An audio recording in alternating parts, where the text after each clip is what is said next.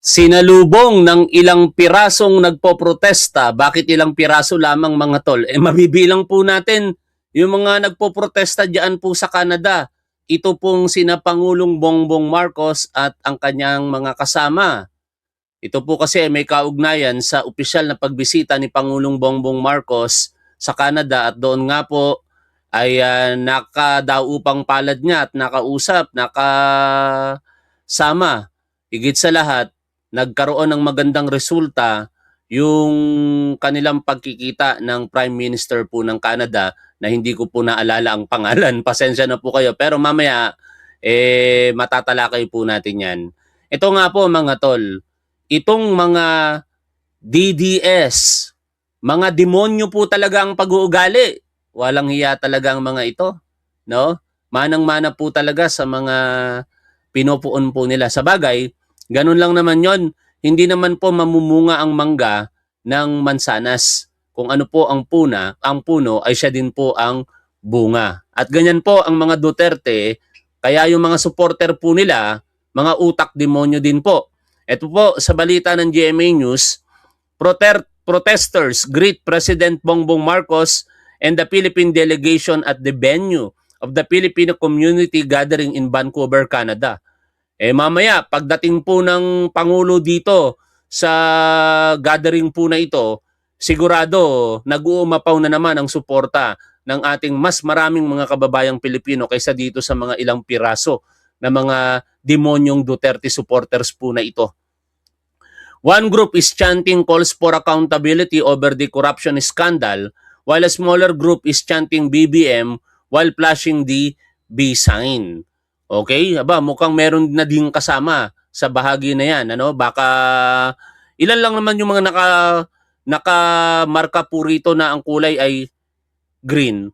Mabibilang po natin ito mga tol. 1, 2, 3, 4, 5, 6, 7, 8, 9, 10, 11. Wala pa yata pong 20 o more or less. Gawin na po natin 30.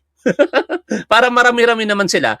Pero yung kademonyuhan po ng mga ito ay ilan sa kanila pinakita po dito sa video kung saan hinaras po nila si Undersecretary Claire Castro. Mga demonyo po talaga ang pag-uugali. Mga tol, pakinggan po ninyo ito.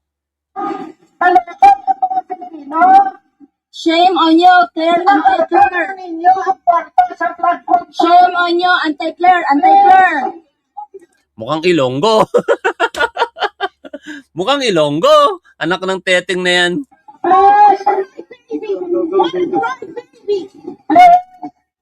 Bring the money to the Filipino people. We have a big flood and Anong kalalaman ni Yusik Claire sa mga pinagsasasabi ninyo? Ang kasalukuyang gobyerno nga ang gumagawa ng paraan para mapanagot ang mga balasubas sa ating gobyerno Itong mga tatanga-tangang Duterte supporters po na ito, hindi nila nakikita na noon pa sa panahon ni Rodrigo Duterte nagsimula ang flood control scam na yan. No? Binunyag nga po yan ni dating congressman na mayapa na si Andaye Pero may ginawa ba ang Duterte administration? Even si Rodrigo Duterte mismo nagsalita noong 2020. Nagpa-imbestiga ba sila? May naipakulong ba sila? Wala. Hanggang salita lamang si Rodrigo Duterte pero hindi nag-imbestiga at walang naipakulong. Kaya nagtataka ako bakit ganito itong mga demonyong DDS po na ito diyan sa Canada. Kung mag-demand, akala mo ang may kasalanan ang Marcos administration. Pero ang punot dulo ay nag-ugat talaga sa Duterte administration. No? Dapat si Duterte mismo sinisisi ninyo. Walang ginawa, walang naipakulong. Tapos kung sino pa yung Pangulo na merong ginagawa at may mga naipakulong na, yan pa yung winawalang hiya ng mga demonyong DDS po na ito. all projects come right now.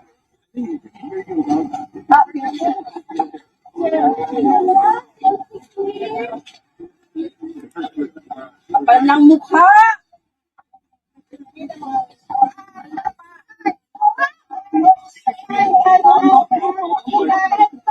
You guys, just let them do it. You can film them all you want. No problem.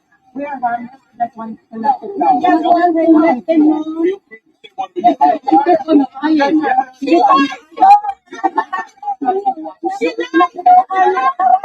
Oh, come on. Harassing? Look what you did in the Philippines. No, we are not violent. We tell you. Hindi daw violent, pinagmumura nyo yung tao. Etong mga demonyong DDS na ito, matatapang lang po ito sa totoo lang kapag marami sila eh. No? Pero pagka nag-iisa ang mga yan, ewan ko kung masasabi nila harap-harapan sa tao. Kayong mga DDS, kaya nyo bang sabihin harap-harapan sa tao yung mga pagmumura na yan kung nag-iisa lang kayo? Halimbawa ako, nasa labas ako, parehas tayo nag-iisa, kaya nyo bang sabihin sa akin yan na mag-isa lang kayo? Anyways, yan po ang produkto ng pag-uugali ng mga Duterte. Kaya ang mga supporter, ugaling demonyo din po. Wala na tayong magagawa dyan. Pero tama itong si Padre dito, si Robert Reyes. Kaugnay naman ang kinakaharap na problema nitong si Marcoleta. Pakinggan po ninyo. Ako po'y sumasang-ayon sa kanyang mga sinasabi dito regardless kung ano ang sinasabi at pagtatanggol ng mga supporter ni Marcoleta. Yun naman ang kanilang naratibo, pero mas naniniwala po ako ngayon dito sa sinasabi nitong si Padre Robert Reyes. Makulong talaga siya. Bakit pinapaboran? Bakit kailangan mag-rally para protektahan siya? Kung accountability hiningi ng Iglesia ni Cristo, make Marcoleta face the court, explain himself, Tama. and let his lawyers, diba, argue for him at kung mapapatunayan na inosente siya, hindi siya guilty sa plunder, then set him free. But if guilty, put him behind bars.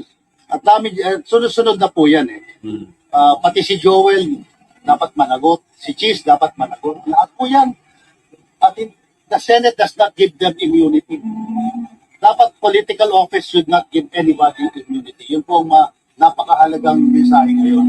At maski na anong taas mo, eventually, even Bongbong, if yes, is answerable, Tama. he should answer. Ganun lang naman yun. Kaya, Diba? Kung merong pananagutan kay PBBM at may kayong mga ebidensya, isampa ninyo.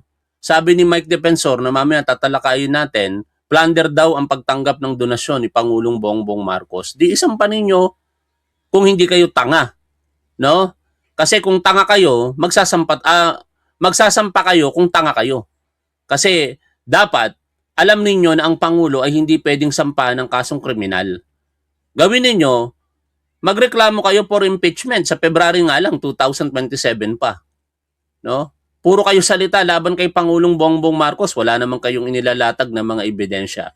Ngayon, pakinggan po natin ang kabuuan ng naging press conference nito pong si Yusek Claire diyan po sa Canada. Magandang araw, Malacanang Press Corps, dito sa Vancouver, Canada. Bunga ng matatag na paninindigan at pagpupursigi ng administrasyon ni Pangulong Ferdinand R. Marcos Jr., opisyal na naging upper middle income country ang Pilipinas matapos ang halos higit 4 na dekada na pagiging lower middle income country nito simula pa noong 1987. Binigyan diin ng Pangulo na ang pagkilala ng World Bank sa pag-angat ng antas ng ekonomiya ng Pilipinas ay patunay lamang sa epektibong pagpapatupad ng mga economic policies ng pamahalaan noong nakaraang 4 na taon.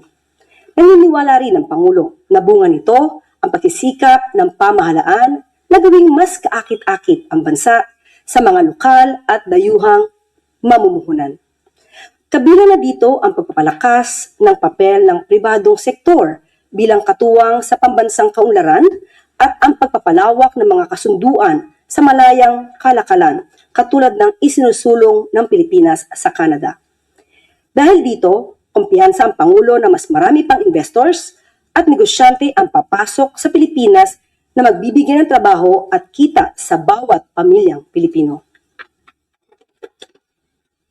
Gayunman, binigyan diin ng Pangulo na marami pang sektor ng ekonomiya at pamahalaan ang kailangang baguhin at gawing mas moderno upang mapanatili ang paglago ng bansa. Lalo pang pinagtibay ng Pilipinas at ng Canada ang bilateral relations ng dalawang bansa sa pagbisita ni Pangulong Ferdinand R. Marcos Jr. dito sa Vancouver. Sa isinagawang joint press statement ni President Marcos Jr. at Canadian Prime Minister Mark Carney noong Huwebes sa Vancouver Convention Center, binigyan diin ng dalawang leader ang pag-angat sa masiglang bilateral relations ng Pilipinas at ng Canada patungong strategic partnership. Simbolo ito ng mas malalim na samahan ng dalawang bansa. Kasabay nito, inilabas din ang ilang format framework cooperation kabilang ang Joint Declaration of Intent at Memorandum of Understanding upang mas lalo pang palakasin ang pagtutulungan sa energy and natural resources, trade and investment, labor and migration, tourism at culture and arts. Nananatili ring matatag ang suporta ng Canada sa paninindigan ng Pilipinas sa soberanya ng bansa at mga karapatang pandagat lalo na sa gitna ng patuloy na hamon sa West Philippine Sea. Kaysa rin ng Canada sa pagsulong sa Ngayon, kasalukuyang nagaganap yung pagsasama-sama ng mga Pilipino diyan po sa Canada with our President. At kumakanta nga ito pong si Mike Hanufol, no? Pero hindi ko na po ipaparinig sa inyo kasi makaka-copyright po tayo. Ang punto lang natin, yung ilang pirasong mga tatanga-tangang Duterte supporter, tingnan nyo naman ito mga tol, kung gaano po karami ngayon ang tao dito. Yan o, kasalukuyan pong nagaganap ang pagtitipon with Filipino community sa Canada. Napakarami pong mga Pilipino. Andali, di ko lang maipakita sa inyo, nakapokus yan, no? Napakarami. Doon po sa mga iilang piraso lamang sa labas. Anyway, balik po tayo kay Yussi Claire. seguridad at kaunlaran sa karagatan, kabilang na ang pagkilala at pagsuporta sa 2016 Arbitral Award. Sa naganap na expanded bilateral meeting, muli ring binigyang halaga ni Prime Minister Carney ang pangako at suporta ng Canada sa Pilipinas bilang chairman ng ASEAN Summit ngayong taon at ang kapakanan ng Indo-Pacific region. Ang Canada ay nanatiling aktibong dialogue partner ng ASEAN. Lumagda sa iba't ibang Memorandum of Understanding o MOU at Joint Declaration of Intent ang Pilipinas at Canada bilang bunga ng produktibong pagbisita ni Pangulong Ferdinand R. Marcos Jr. sa Vancouver. Isa sa MOU na nilagdaan ay ang Tourism Cooperation sa pagitan ng Department of Tourism ng Pilipinas at ng Department of Industry ng Canada. Layunin nitong mas paigtingin pa at palalimin ang kooperasyon ng dalawang bansa sa sektor ng turismo. Nilagdaan din ang MOU on Cultural Cooperation sa pagitan ng the National Commission on Culture and the Arts at ng Department of Canadian Heritage of Canada. Naglalayo naman itong pagtibayin ang bilateral cultural relations sa pagitan ng Pilipinas at Canada sa pamamagitan ng mas malawak na cultural cooperation initiatives. Isang joint declaration of intent din ang niligdaan para sa pagtutulungan sa larangan ng enerhiya at likas na yaman ng dalawang bansa. Layunin nitong itaguyod at palakasin ang kooperasyon ng Pilipinas at Canada sa larangan ng energy at natural resources na nakabase sa prinsipyo ng pagtutulungan, pagkakapantay-pantay at mutual benefit. Isa pang joint declaration of intent din ang niligdaan sa pagitan ng Department of Migrant Workers at Citizenship and Immigration Canada na naglalayong palakasin ang mga hakbang sa larangan ng paggawa, kabilang na ang pagpapalalim ng konsultasyon at dialogo sa pagitan ng sektor ng paggawa, sektor ng negosyo at pamahalaan. Ang Pangulo naman po at ang administrasyon na to ay ang polisiya ay managot ang dapat na managot. Dapat nating linisin ang anumang issue ng korupsyon. Yan ang hindi nagagawang i-appreciate ng mga DDS, no? Na sa katotohanan, si Pangulong Bongbong Marcos ngayon ang lumilinis sa mga dumi ng mga nakalipas na panahon. Kung hindi dahil kay Pangulong Bongbong Marcos, baka wala pong mga nakakulong ngayon na mga sangkot sa iba't ibang anomalya, partikular sa flood control controversy. Ito naman kay Rodante Marcoleta, hindi naman yan may kaugnayan sa flood control pero siya mismo ang lumikha niyan. Kung hindi po siya tumanggap ng 75 million pesos o kaya kung iyan ay idineklara niya sa SOSE, na pag-uusapan natin mamaya pa, wala sana siyang kinakaharap na problema kaugnay ng pagtanggap doon sa 75 million pesos. Wala sanang plunder ngayon na kinakaharap yan si Marcoleta. Sa ating gobyerno, sa ating bansa. At kung kailangan na may managot at kung kailangan naman din niya madepensahan ang kanyang sarili, ay magagawa naman po ito ni Senator Marcoleta. At sa lahat po ng nagsasagwa ng mga maanumalyang proyekto, ang gobyerno po ay hindi po natutulog. Linisin po natin ang bansa sa mga isyu ng korupsyon. Sinimula na po ito ng Pangulo. Kaya sana po ay magtuloy-tuloy ito kahit ang Pangulo po ay natapos ng kanyang termino. This filing happened after protest actions by Iglesia ni Cristo and as well as their firm opposition and Ito maganda dito mga tol Ano? Si Pangulong Bongbong Marcos lamang ang Pangulo ng Pilipinas na hindi po nagpatinag sa Iglesia ni Cristo. No? Talagang pinatunayan ni PBBM na kahit nagpe-flex ng muscle itong Iglesia ni Cristo, ipinapakita ang kanilang puwersa. Hindi siya nagpatinag. Tingnan nyo resulta. Oh, di ba? Kaso, kay Rodante Marcoleta, true, Ombudsman Boying Remulla. Kasi hindi naman magiging ombudsman si Boying kung hindi naman dahil kay Pangulong Bongbong Marcos. At nakita marahil ni PBBM na hindi nagpapatinag si ombudsman kapag ka meron siyang dapat gawin kahit sino ka pa, may ebidensya laban sa'yo, kaso ang aabutin mo. raising opposition to the fact that he is being charged and they're raising the possibility na ito daw po ay selective justice. What message does the government want to send the INC by filing na ito po itinulong? Makasingit lang pala ako mga tol, no? Malapit nang dumating yung silver button, no? Pagka dumating po 'yon, tayo po'y mamamahagi ng 10,000 pesos. Kasi sa last update ko, ito po yung na parating na impormasyon na sa akin ng YouTube at nakalagay pa rito up to 10 days. Siyempre, after that, yung delivery pa mga 1 linggo o 2 linggo. Kaya baka within this month, baka madoble pa yan.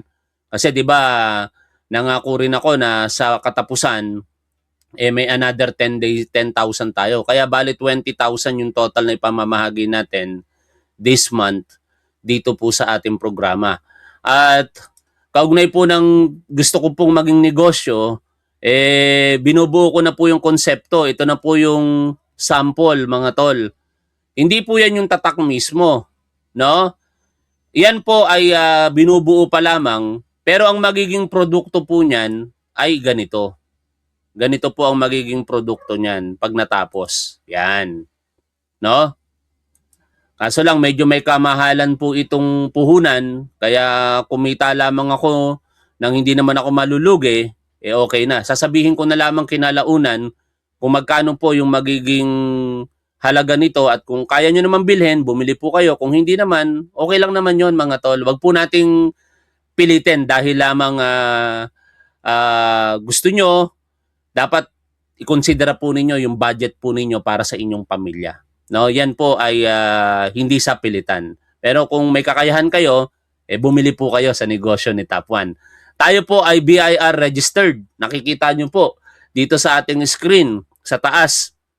Ito po, itututo ko po sa, ayan, ito po yung registration ni Top 1 bilang vlogger at tayo po'y sumusunod sa batas. Ewan ko ang mga tatanga-tangang Duterte supporter kung yan mga yan ay sumusunod sa batas. Kaya kung makapanumbat pa itong mga tatanga-tangang Duterte supporter dito, akala mo kung sino sila, pero hindi nila alam, baka yung binabayad sila sa pang-trolls diyan po sa social media, baka 1 buwan lang ng tax ni Top 1. No? Kasi to be honest with you, ang magiging tax ko ngayong taon na ito baka nasa 300 to 400,000 pesos. Hindi naman biglaan yon. No, nakapag-release na ako ng almost 50,000 for the first quarter At ngayong second quarter, more or less 150,000. Meron pang third at meron pang fourth. No, kaya kayong mga tatanga-tangang Duterte supporters, bago kayo magsalita, siguraduhin nyo muna na meron kayong nagagawa para sa bansa. Hindi yung puro katangahan at kademonyuhan lamang yung mga pinagsasasabi ninyo. Tuluyan pa rin si Senador Marcoleta. Although marami pong nagsasabi na ang nasabing INC rally ay para suportahan at kung maaari ay makita ang sitwasyon ni Senator Marcoleta. Pero bukas din po ang mata ng gobyerno sa sinusulong ng INC patungkol sa transparency and accountability. Hindi po tayo naniniwala na yun lamang ang magiging dahilan ng INC para sa nasabing rally. Kung tayo po at lahat tayo, pati po ang miyembro ng Sa ngayon po, wala pa po kasi 4 na nasukat pa lamang yung pinagawa ko, small, medium, large, saka XL. Para po sa amin muna yon. Titingnan ko muna kung maayos. Kasi dalawa po iyon eh. Merong regular cotton saka premium cotton. Yung premium cotton, mas mahal po ng 100 piso. Sa regular cotton, bigyan ko na kayo ng initial price, baka maitalaga ko po ang 550 pesos. No? Kung sa premium, 650 pesos. Medyo may kamahalan kasi mahal po yung paggawa yung tatak sa harap at tatak sa likod. Baka tumubo lamang po ako dyan ng kulang-kulang 100 pesos. Siyempre, hindi naman pwedeng hindi kami tumubo ng ganon sa isang t-shirt dahil unang-una, pag yan po ay pinaship, hindi naman po ganon kadali. Makikisuyo pa ako kay Topwife, gagastos pa sa pamasahe, yung effort pa sa packaging. Kaya halos wala nga rin tutubuin kung tutuusin. Pero at least kahit paano mapalaki natin yung community natin dito bilang top 1 na sumusuporta po sa gobyerno. Kung ayaw nyo po ng ganong team, pwede naman pong hindi kayo bumili. Ganon lang naman po yun. Pero sana patuloy po natin suportahan ang ating gobyerno at ang ating Pangulong Bongbong Marcos.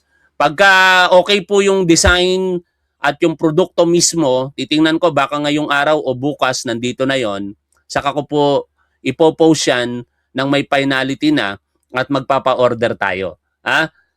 Kung sakasakali. Sana matuloy at sana suportahan po ninyo. Balik po tayo dito po sa sinasabi ni Yusek Claire. INC ay para sa transparency and accountability. Ganon din po tayo. Ganon din po ang pamahalaan. Ganon din po ang Pangulo. Sabi nga po natin, wala pa pong rally, nagsisimula na po. At nasimula na po ng Pangulo ang magpapanagot sa mga dapat na managot. Malamang ang mga miyembro po ng INC ay makikita naman nila kung ano yung mga elemento na nailagay patungkol sa the plunder and graft cases. Sa resolution po siguro ng Ombudsman ay makikita nila kung bakit naisampa ang mga kasong ito. May nagsasabi pa ba ng weak si Pangulong Bongbong Marcos? No? Ang sarap pakinggan, weak pero napagpakulong kay Rodrigo Duterte.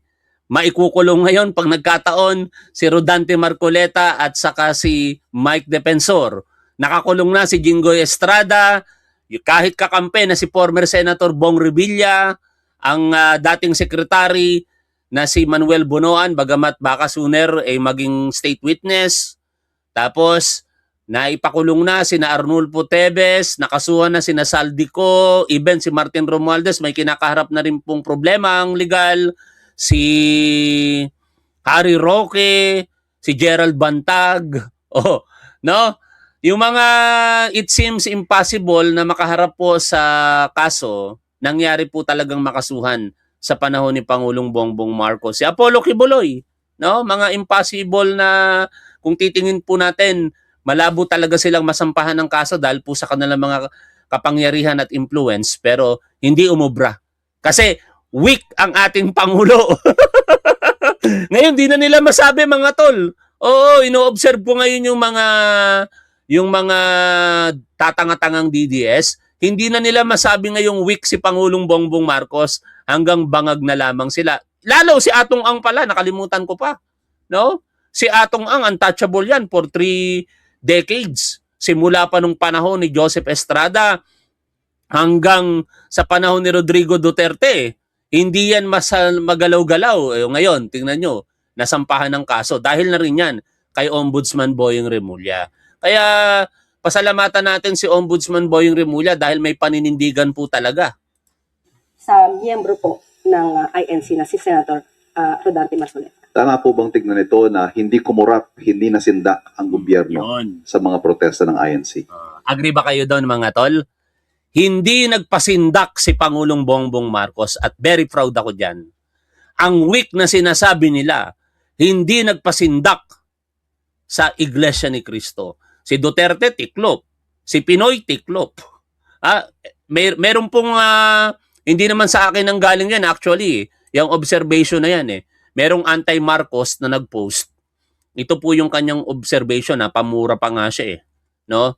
Sabi nitong anti-Marcos na ito, although sinigundahan ko na lang ng post, pero sa kanya talaga nag-originate yun eh. Yung idea na pamura siya. Sabi niya, babasahin ko lang anti-Marcos ako. Pero ito lang ang presidenteng hindi tumiklop sa pressure ng Iglesia ni Cristo. Di gaya ni Digong, Pinoy, GMA at ERAP. Talagang tinuluyan si Pag. Yan ang weak president. Balik tayo rito. Tama po, hindi naman po kailangan magpa-pressure ang gobyerno at ang mga nag-iimbestiga, pati na po ang mga korte natin sa mga pressure ng ibang mga grupo. At sa ating palagay ay hindi naman din po yun ang naisin ng INC.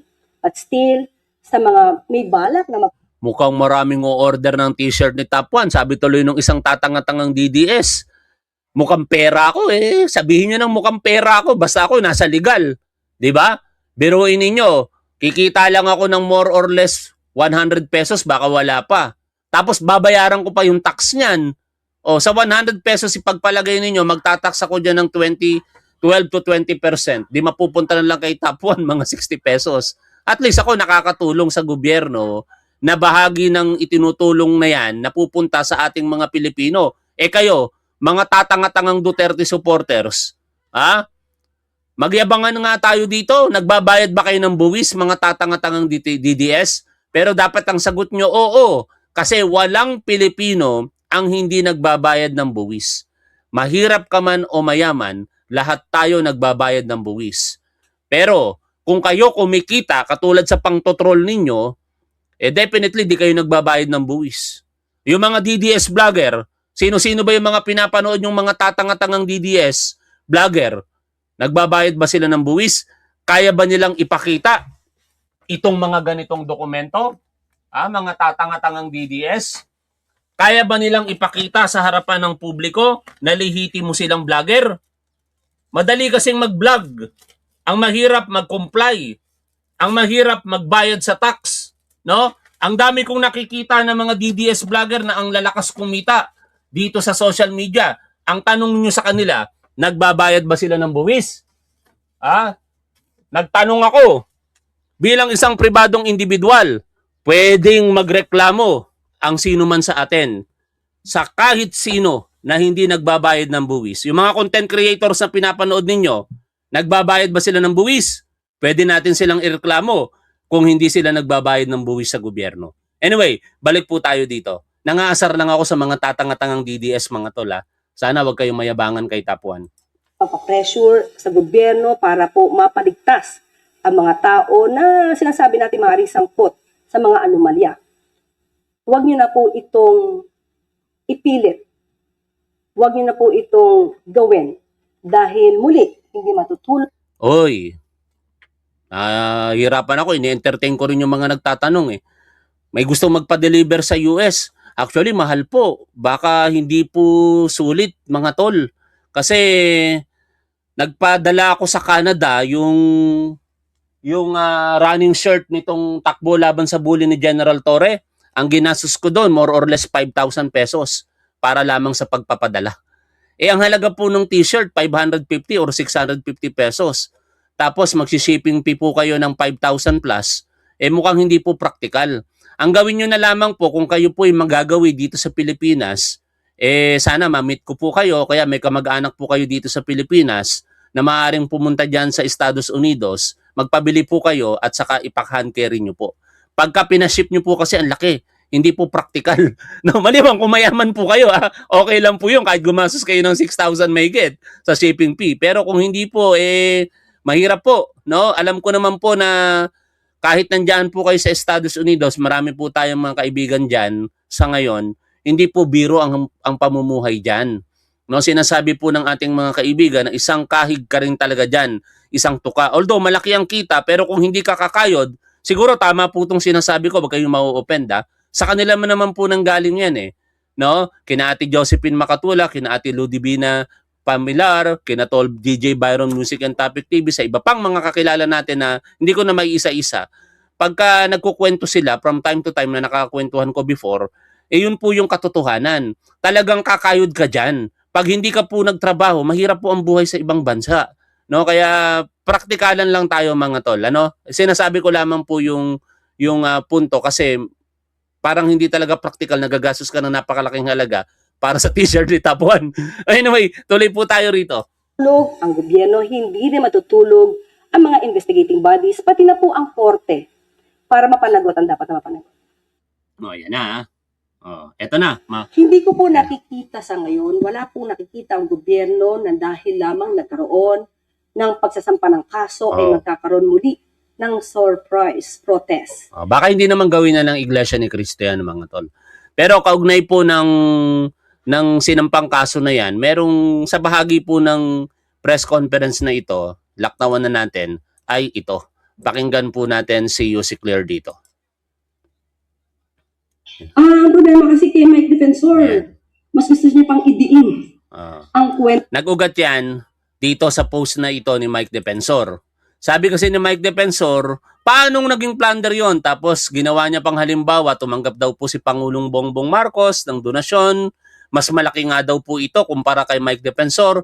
Tapos si Pangulong Bongbong Marcos walang kakaharaping kasong plunder. Tapos itong si Rodante Marcoleta, 75 million pesos lang kakaharap sa kasong plunder. Ito po ang sagot diyan, bagamat na ipaliwanag ko na kanina sa inyo, pero pakinggan po natin si Yussi Claire. Laban kay Senator Rodante Marcoleta. Unang-una po, naisip po ba niya na at the time na tumakbo ang Pangulong Marcos Jr., siya ay privado, private citizen. Iba naman po ang sitwasyon ni Senator Rodante Marcoleta. At that time, siya ay congressman. At inamin niya sa kanyang programa na ayaw ipaalam ang identity ng mga donors. Sabi nga niya ay marami sila. Kaya nga iniisip ko yung tatlo ba ay yung marami o baka meron pa, more than 3. At sinabi niya ay ibibigay namin sa ito at ito ay gawin mo na lang utang na loob. So matino po ang sitwasyon at estado ng Pangulo at the time na tumakbo siya ay privado at Alam niyo mga tatanga-tangang DDS, kahit isa-isahin ko ang mga nagawa ni Pangulong Bongbong Marcos dito, hindi rin naman kayo maniniwala. Kaya hindi ko na ididigni pa yung mga katangahan ninyo dyan sa comment sections. Pero salamat at nananatili po kayo na nanonood kay Top 1. Kasi sa bawat araw na pagharap ko sa camera at kayo'y nanonood, nakakatulong kayo para kumita si Top 1. Alam nyo ba sa tulong ng mga manonood po natin dito sa YouTube, yung mga matitino ang pag-iisip ng mga sumusuporta sa gobyerno at sa ating mahal na Pangulong Bongbong Marcos. Ako naman, napaka-transparent kong tao. Dahil ako'y nagbabayad ng buwis, wala akong dapat ikatakot kung sabihin ko man kung magkano yung kinikita ko dito. Alam nyo ba na simula po nung naging malakas ang pagtangkilik ng tao kay Top 1, particular dito sa YouTube, kumikita ako dito ng hindi bababa sa 5,000 piso kada araw. O dahil sa mga katangahan ninyo, mga Duterte supporter, nagiging bahagi kayo noon. No? Salamat sa inyo. At sana dagdagan nyo pa yung dami nyong mga tatanga-tangang DDS diyan. Ilan lang kayo? Wala pa kayong 10 nanonood kay Top 1. Sa susunod, damihan nyo, mga 100 sana, yung mga nagko-comment ng mga tatanga-tangang Duterte supporter. Di ba? Bakit ko babasahin ng mga comment ninyo isa-isa? Papapansin kayo? Di na. Sapat na tawagin ko kayong mga tangang Duterte supporter at salamat sa inyo. Kasi nakakatulong kayo kay Top 1. O, patuloy natin pakinggan kung ano ang sinasabi po dito ni Yussi Claire. at the time Congressman Marcoleta ay isang congressman. Pangalawa, si Senator Dante o Rodante Marcoleta, hindi po niya dineclare ang sinasabing pondo. Ang 75 million pesos ay hindi po nakita sa SALN Yun ang at hindi problema rin eh. po nakita sa SOSE. Oh, Taliwas sa pagkukumpara ni Mike Defensor dahil ang Pangulo kompleto Yun. ang pag-report sa SOSE. di ba? Ganun lang naman kasimple yun eh. Dineklara ni Pangulo sa SOSE. Tapos, siya ay hindi public official. Si Marcoleta, congressman, tumanggap ng 75 million pesos, hindi idineklara sa SOSE. Kung hindi nga nagkabukuhan, baka hindi pa nagbayad ng buwis ang mga yan. Nabuko lamang sila ng Bilyonaryo News Channel eh. Kaya galit na galit si Marcoleta sa Bilyonaryo News Channel. Kasi sila po yung nagbulgar niyan, hindi naman si Top 1, hindi naman tayo. Ang BNC po ang nagbulgar niyan, yung discrepancy sa pagitan po ng SALN at SOSE nitong si Marcoleta, binunyag po nila sa harapan ng publiko at doon na naging miserable ang pagkakataon para kay Marcoleta. At sa huli mga tol, ito yung mga isa sa napakagandang ginawa ni Pangulong Bongbong Marcos, no? Na hindi nakikita ng mga tatanga-tangang Duterte supporter. Pakinggan po natin siya. Magandang araw sa aking mga minamahal na kababayan. For years, Filipinos have worked hard to build this country. Today, the world has taken notice. The Philippines has officially become an upper middle-income country. After nearly 4 decades as a lower middle-income country since 1987, this milestone affirms that the economic policies that we have pursued over the past 4 years have been effective. Our steady economic growth, broadly stable currency, and long-term reforms have strengthened our economy even amid global uncertainties. It validates the progress that we have made and the resilience of the Filipino people. It is also a vote of confidence in our country's future. Greater confidence means more investments. More investments means more businesses, better quality jobs, and more opportunities for Filipino families. This is worth celebrating because economic progress is not meant to stay on paper. It is meant to open doors, put food on the table, and give every Filipino the chance to build a better life. That is the work that we will continue to do until every family feels the benefit of our country's progress. Maraming salamat sa inyo, mahal na Pangulong Bongbong Marcos. Anong masasabi ninyo dito sa ating pinag-uusapang topic mga tol? I-comment nyo na lamang po sa comment section. Maraming salamat. Lagi nating tandaan kung ano po ang tama at dapat doon po tayo. Keep safe. See you always. Bye for now mga tol. Salamat muli sa inyong mga tatanga-tangang Duterte supporter at higit ang pasasalamat ko sa mga matatalinong manonood ni Top 1. Top 1 nga mag-isip eh, kaya Top 1 dapat.